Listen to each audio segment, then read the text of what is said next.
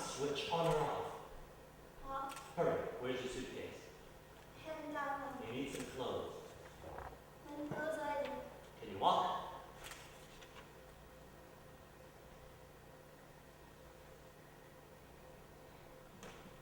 It's so high. What is?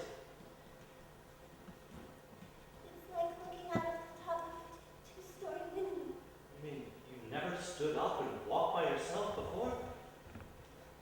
I used to be stronger, but when my body stretches out too suddenly, the nerves are cold and I get tired real easily. Here, I'll carry you.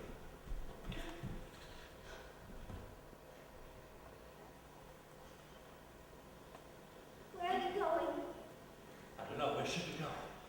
When you get tired of walking, let's stop and eat a banana. I'll be with you. Let's go back. No, You forgot my urinal. I'm here. I'll find you another Where one are we real soon. going? Where would you like to go? Someplace lighter. It won't be long now. Where do you live? I used to live in Nibroll 3 before my mother turned it into a quilt. Before she turned into a what? A quilt? You put it around you when you go to sleep, and it has cotton inside. Let's stop here.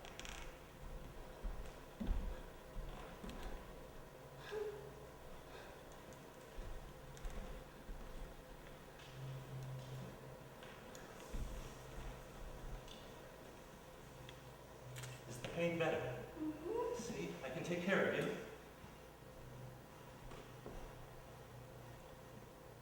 How did your mother turn into a quilt? You ever heard of mammalian cellulose disease? No.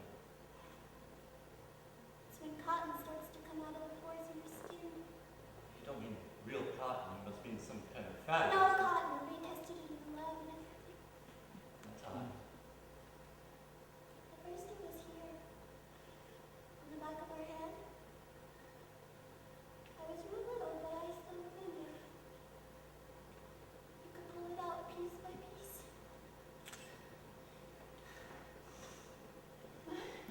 Pretty soon there were big holes in the back of her hand so the bone showed. She said it didn't hurt her, but Daddy was worried, so he put some mercurochrome on it. Her hands looked like red cotton gloves. When you held them up to the light, you could see the bones perfectly. She was full of cotton everywhere. In her neck, her bottom, her ears, and even inside her breasts. After she went to the hospital, the cotton got inside her heart. And she died. We picked enough cotton to fill 3 crates, so we had a big quilt made out of it. But Daddy said it was too morbid to keep inside the house, so he went and gave it to the Natural Science Museum. And she's still there, hanging all alone in her glass case, but it's really my quilt.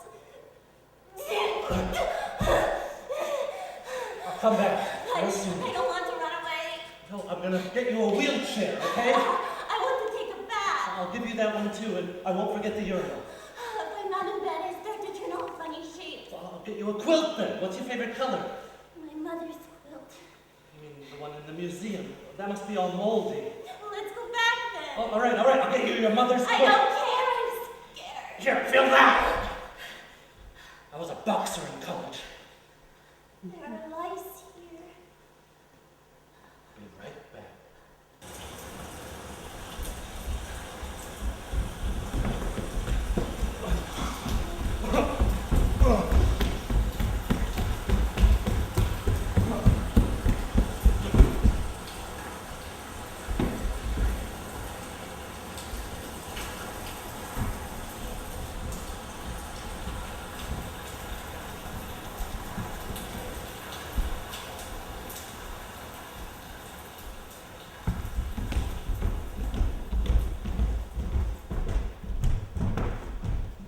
Like the view?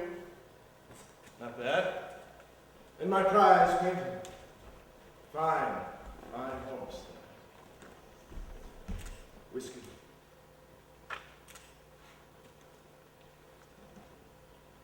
It's not true, is it? What's not? About giving the cassettes to my wife. Why would you say that?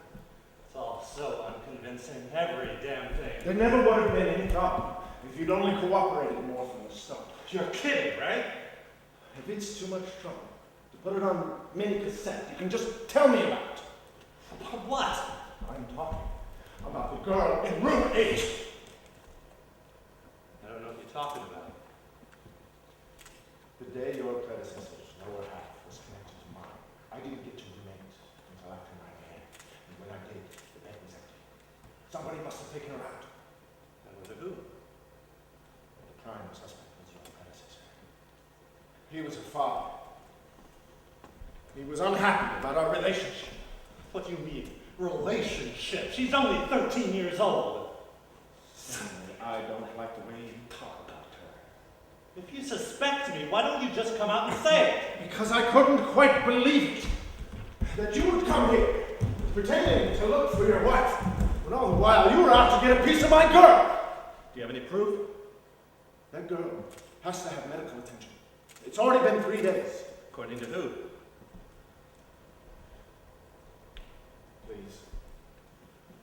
I didn't go through all of the trouble of becoming a horse for nothing.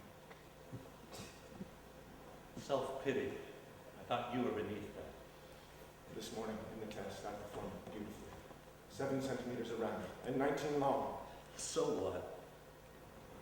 You have no idea how precious that girl is. But all you did was watch while she touched herself, right? That's not intimacy.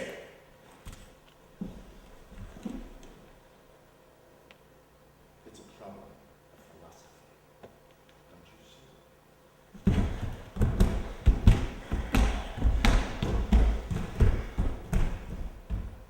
A good doctor makes a good patient. What do you mean? When a person gets hurt, you have to treat them not as a patient with a wound, but as the wound itself, the love of the wound. But this isolates the doctor from his patients. Makes him incredibly lonely. If the doctor wants to escape this cycle, his only choice is to become a patient himself. That's why I never worried about my impotence. It made me that much closer to my patients. It was actually comforting. That girl helps me to forget my impotence. She's dying. She has the ultimate spirit of patientness. For years I've tried to get inside her mind so I could be like her in spirit. The forever, incurable, patient. Days spent curled up with death, with deformity, a monster, and finally with a horseman. But that extra cock you have belonged to her father! Now you listen here! You took that girl away from me, but I didn't take anything from you. The hospital did. For all we know, your wife may have applied. Applied for what? For the pre-festival contest. It's an orgasm contest. What? If your wife did apply, it's going to be tricky to track her down. And if the girl from room 8 ran away on her own, it won't be easy to find her. Listen, I don't know where your wife is. You listen! I have no clue where that girl is. In one of